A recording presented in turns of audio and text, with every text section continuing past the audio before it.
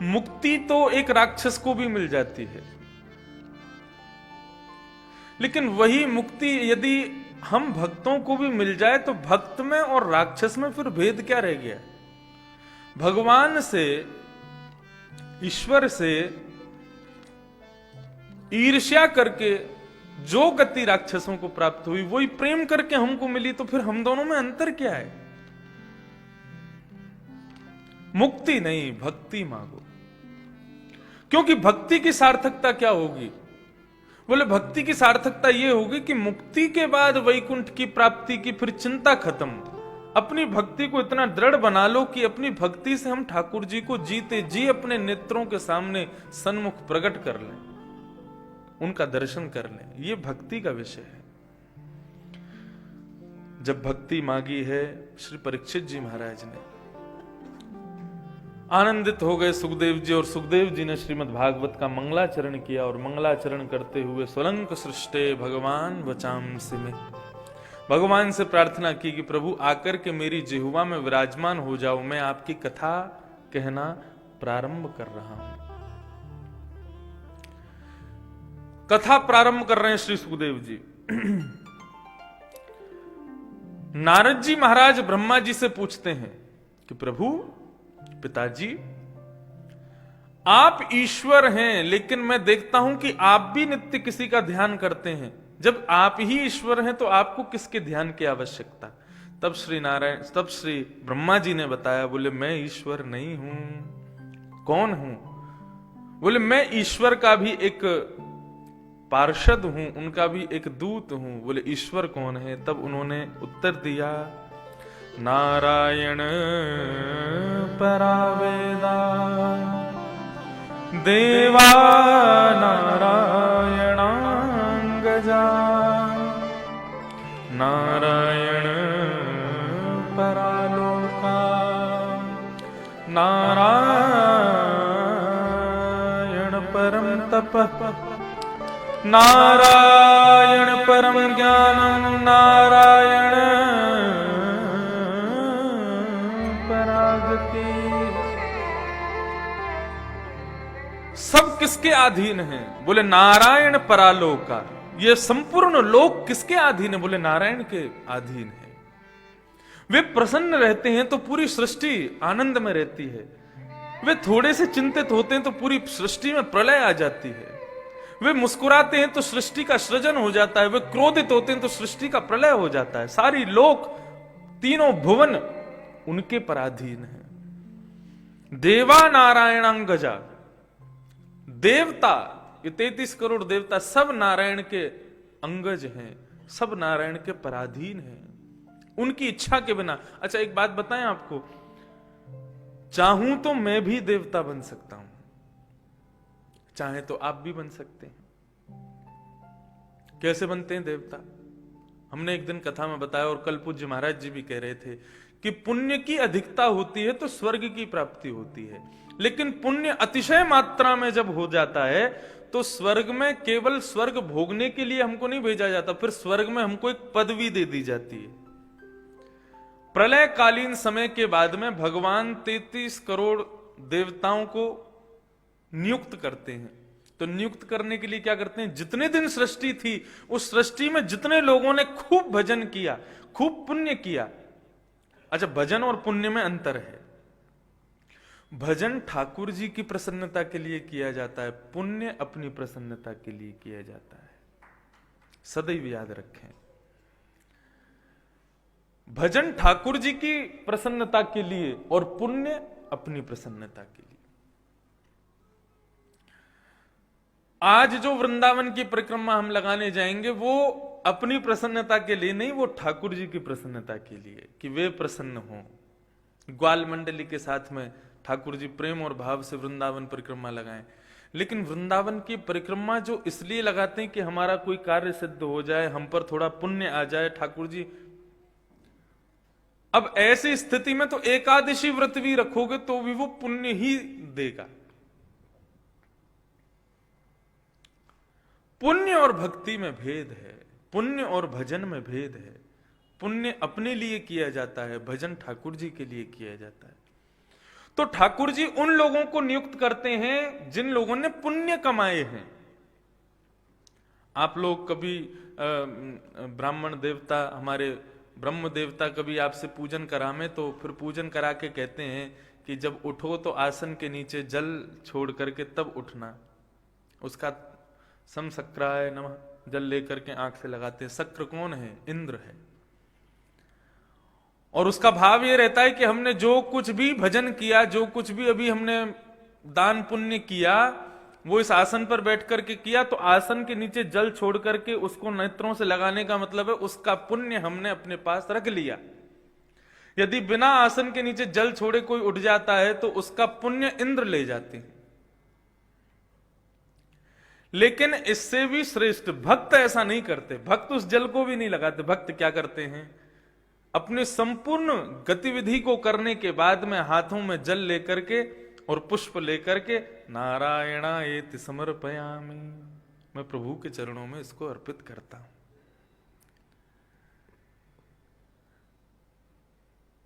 तो वही पुण्य भक्ति में परिणत हो जाता है। तो ये आपके ऊपर निर्भर करता है कि आप पुण्य को कमाना चाहते हैं कि भक्ति का अर्जन करना चाहते हैं। अब आप पूछें पुण्य से क्या मिलेगा और भक्ति से क्या मिलेगा, वही विषय चल रहा है। पुण्य से आपको देवतुल्य स्थान प्राप्त हो जाएगा। भगवान जब प्रलय कर देंगे तब 33 करोड़ देवताओं को पुनः सृजन करेंगे। जब दोबारा पृथ्वी बनाएंगे तब उस समय 33 करोड़ देवताओं की गद्दी खाली होगी। तब चित्रकेतु को बुलाकर भगवान कहेंगे कि पूर्व पृथ्वी में, पूर्व काल में, पूर्व युगों में किस किस ने पुण्य किया है खूब अधिक मात्रा में, सबको मेरे सामने उपस्थित करो।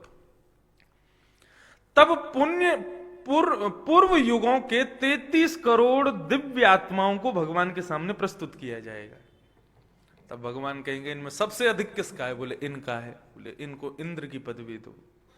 इसके बाद बोले इनका है, इनको सूर्य की पदवी, इनको चंद्रमा की पदवी, इनको वरुण की पदवी, इनको ब्रह्मा की पदवी। इस प्रकार ब्रह्मा का भी प्रलय हो जाता है। सतयुग, त्रेता, द्वापर, कलयुग 71 बार बीतते हैं तब एक मनवंतर पूरा होता है।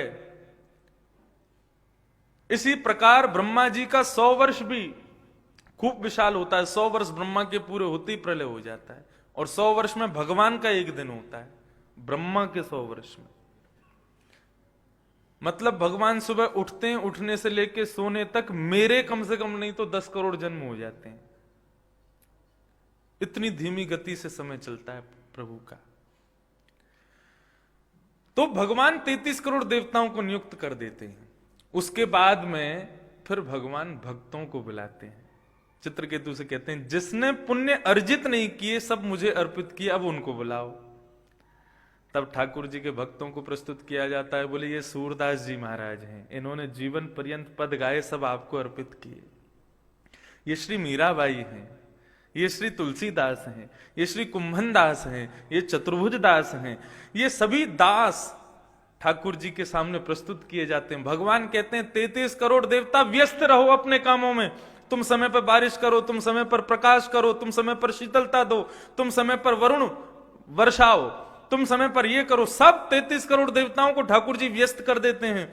और साल में एक बार एक उत्सव वैकुंठ में होता है, तब 33 करोड़ देवता ठाकुर जी का दर्शन करते हैं। लेकिन उन भक्तों को ठाकुर जी अपने साथ हाथ पकड़ करके, एक पंडरीनाथ भगवान का बड़ा सुंदर चित्र है, उसमें एक गोदी में तुकाराम, दूसरी गोदी में नामदेव, यहां सब उनके ऊपर ऐसे बैठे हुए हैं। ऐसे ही समस्त भक्तों को ठाकुर जी अपनी गोद में लेकर के वैकुंठ के भीतर प्रवेश करके द्वार बंद कर देते हैं। और जब ठाकुर जी का अवतरण काल आता है, कृष्णावतार, रामावतार, तब ठाकुर जी क्या करते हैं? अपने परिकर के रूप में उन्हीं भक्तों को लेकर के चलते हैं। सूरदास जी क्या मन है तुम्हारा? बोले हमको आपका मित्र बनना है। तो चलो ठीक है, तुम अगले कृष्णावतार में उद्धव बनोगे। मीराबाई आपका क्या भाव है? बोले हम तो आपसे प्रेम करते हैं। ठीक है, तुम ही रुक्मणी बन जाना। अब रुक्मणी तो खैर लक्ष्मी है, लेकिन भगवान के 16,108 पटरानियों में कोई ना कोई मीराबाई भी पुनः आएगी जब पुनः कृष्ण अवतार होगा। राम कृष्ण अवतार पुनः होंगे। अब आप लोग देखें, कल्प भेद के कारण स्थान भी बदलते हैं। बाली द्वीप में इस बार मेरी प्रथम राम कथा थी, लेकिन कोरोना निगल गया, नहीं कर पाए हम। और वो राम कथा किस विषय पर थी? श्रीमद् भागवत में जो राम कथा है 2 अध्याय में, सुख रामायण, उस पर 9 दिन का प्रवचन था। पूज्य रमन रीति वाले महाराज जी और जाने कितने संत वहां पहुंच रहे थे, बाली द्वीप में। अप्रैल में थी वो कथा, और करीब 300 वैष्णवों को पूरे भारतवर्ष से जाना था साथ में। लेकिन हमारे गिरधर लाल जी की अभी इच्छा थी कि नहीं, अभी थोड़ा और भागवत सुना दो, फिर राम कथा सुनेंगे। तो सुख रामायण पर कथा थी बाली में। अब बाली जो द्वीप है वहां पर भी राम जी की सारी लीलाएं हुई हैं। वो बाली की जन्मस्थली बताई जाती है। अब जबकि बाली की जन्मस्थली हमारे दक्षिण भारत में है, तो फिर ये कैसे हुआ? बोले किसी कल्प में राम अवतार वहां भी हुआ है। अमेरिका के टेक्सास में अहिरावण की गुफा है, जहां पर राम और लक्ष्मण जी को हरण करके ले गया था अहिरावण। आज भी है वो गुफा। और आप यदि लॉस वेगस से और सैन फ्रांसिस्को की ओर जाएंगे कैलिफोर्निया में, तो बीच में बड़े बड़े पहाड़ पड़ते हैं।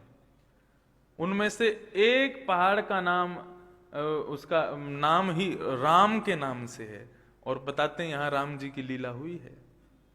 किसी कल्प में वहां पर भी ठाकुर जी का अवतरण हुआ है। लेकिन एते चांस कलह पुंस कृष्णस्तु भगवान स्वयं। आप जिस भूमि पर बैठे हो, सारे अवतार पृथक पृथक स्थानों पर होते हैं, लेकिन कृष्णा अवतार केवल यहीं होता है। श्रीधाम वृंदावन तो नित्य पावन है। गोपियों ने पहले ही कह दिया, जयति तेधिकम जन्मना ब्रजः श्रयत इंदिरा सरस्वती। गोपियां कहती हैं ठाकुर जी, जयति तेधिकम, ते जन्मना ब्रजम अधिकम जयति। तुम्हारे जन्म लेने से ये ब्रज भूमि और पावन हो गई। और शब्द क्यों कह रही हैं? अधिकम जयति मतलब, अरे तुम्हारे जन्म से पहले भी ये ब्रज भूमि श्रेष्ठ है। क्यों? क्योंकि कृष्णा अवतार निरंतर इसी ब्रज भूमि में होता है, इस वृंदावन भूमि पर होता है। ये वृंदावन पृथ्वी का है ही नहीं, ये वृंदावन इस भूमि का है ही नहीं। ये वैकुंठ गौलोक धाम से भी श्रेष्ठ है। क्यों? किशोरी जी और श्याम सुंदर का नित्य रमण स्थल है, वे आज भी यहीं निवास करते। और वास्तव में ये संपूर्ण कोरोना काल आया, बहुत परिवारों को इससे खूब अपने प्रियजनों को खोना पड़ा। हमारे भी कई वैष्णव जन भक्त वृंद जो खूब हमसे प्रेम रखते थे, जिन्होंने खूब मुझे गोद में खिलाया, पिताजी महाराज की खूब कथाओं में आनंद वर्षण किया, ऐसे भी कई वैष्णव जनों ने श्री भगवत धाम की प्राप्ति इसी काल में कर ली। उन सबको मैं प्रणाम करता हूं, उन सबको स्मरण करके उनको वंदन करता हूं। और लाल जी के इस उत्सव के विश्राम दिवस में लाल जी से प्रार्थना, हमारे जितने भी वैष्णव भक्त वृंद इस प्रकोप के कारण आपके चरणों को प्राप्त हुए, हे ठाकुर जी, हम लोग तो यहां वैकुंठ बना करके उत्सव करते हैं, लेकिन आप अपने वैकुंठ में उन लोगों के लिए उत्सव कर देना, ताकि वे भी प्रसन्न रहें, आनंद में रहें। तो कहने का भाव कि ये ब्रज वृंदावन, मैं ऐसा मानता हूं कि कोरोना काल आया था, वो श्रीनाथ जी हमारे गिरधर लाल जी का ऐसा भाव था कि प्रथम उत्सव तो वहां हुआ मेरा, जहां से मैं आया, नाथ द्वार से पधारे मेरे पास। लेकिन दूसरा उत्सव उनका भाव था, जो मेरा नित्य धाम है, नित्य तीर्थ है, वहीं होना चाहिए। नहीं तो पंढरपुर जा रहे थे, और पंढरपुर भी ठाकुर जी का ही स्थान है। श्री डोंगरे जी महाराज तो कहा करते थे कि द्वारिकाधीश अपनी लीला पूरी करके वैकुंठ गए ही नहीं। बोले कहां गए? बोले पंढरपुर में चंद्रभागा नदी पर पुंडलीक को दर्शन देने के लिए आज भी विटेवर वीट के ऊपर खड़े हुए हैं, वे गए ही नहीं है यहां से। तो ये सब भाव है, वृंदावन अधिकम जयति। आपको एक बात बताऊं, बड़ी प्रसन्नता होगी। हमारे पूज्य पिताजी महाराज ने वर्षों पूर्व गोपी गीत का हिंदी अनुवाद गाया है, संपूर्ण गोपी गीत, और कनक मंजरी छंद में ही गाया है। जिस छंद में ये है जयते ते, इसको कहते हैं कनक मंजरी छंद। इसी धुन में, इसी छंद में संपूर्ण गोपी गीत पूज्य पिताजी ने हिंदी में गाया है। हमारी पूज्य माता जी सारे भेद खोलती हैं पिताजी के, क्या गाया है, कैसे गाया है। मुझे याद नहीं है कहां उसकी प्रति है। जल्दी ही वो प्रति निकाल करके और मैं उसको, अगली कथा हमारी 21 तारीख से है गुना मध्य प्रदेश में, उसका भी YouTube पर प्रसारण आदि होगा, वहां मैं उसको गाऊंगा। आप सब लोग YouTube पर सुनना, क्योंकि गोपी गीत का जो हिंदी भावार्थ है वो जब समझ आ जाएगा, उसके बाद जब आप संस्कृत में गाओगे तो आनंद वर्षण होगा, गोपियों का भाव समझ आएगा। बहुत सुंदर भाव है, तो वो मैं गाऊंगा। अभी मेरे पास है नहीं प्रति, नहीं तो आज ही गाता। लेकिन अब गोपियां भी पधारी हैं प्रणाम करने गिरधर लाल को, तो हम गोपी गीत तो गा ही देते हैं। सब लोग भाव से गाओ। जयते तेरे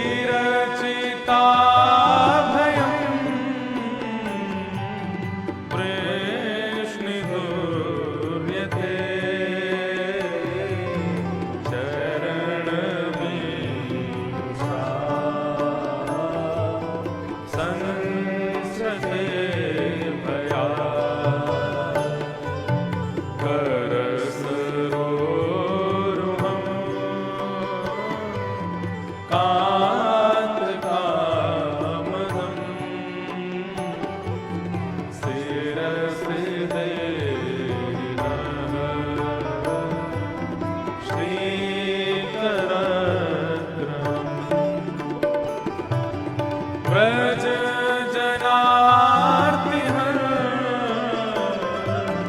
वीर योषिता जन स्मय वत्सन स्मित भज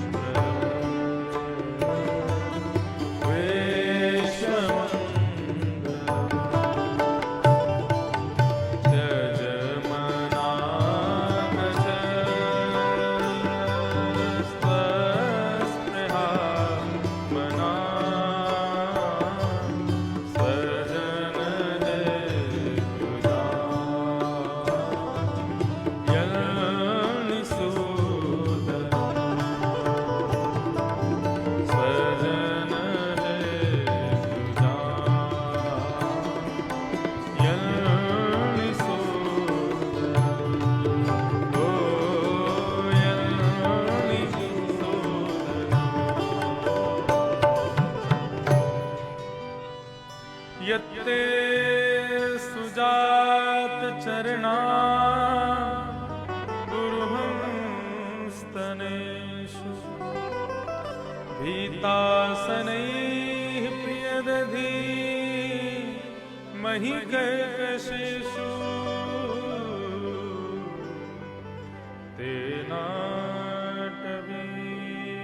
तेनाटवीमटसतत् व्यथते